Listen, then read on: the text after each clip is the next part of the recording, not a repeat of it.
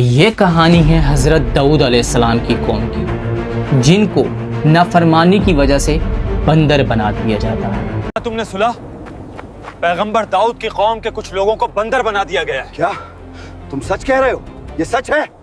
ہاں، انہوں نے اللہ کی نافرمانی کی جات، انہوں نے سبت کے دن شکار کیا جبکہ وہ منع کیا گیا تھا۔ اللہ اکبر۔ نافرمانی انسان کو جانور بنا دیتی ہے، یا شاید یہ دلوں کو پتھر بنا دیتی ہے۔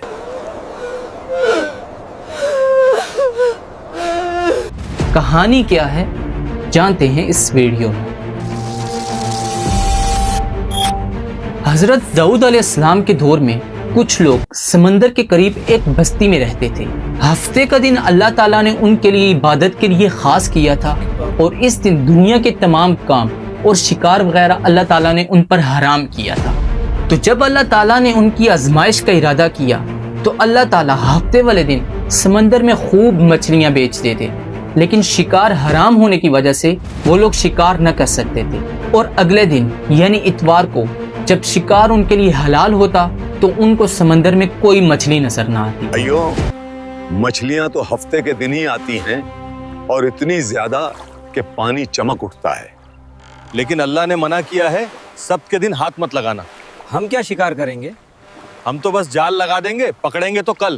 تو شیطان نے ان کے دل میں وسوسہ ڈالا کہ تمہیں مچھلیاں پکڑنے سے منع کیا گیا ہے، لہٰذا تم ایسا کرو کہ سمندر کے کنارے بڑے بڑے حوض بنا دو، اور ہفتے کے دن سمندر سے ان حوضوں کی طرف نالی نکال لو، اور یوں ہفتے کے دن مچھلیاں حوض میں آ جائیں گی اور تم اتوار کے دن ان مچھلیوں کو پکڑ لینا۔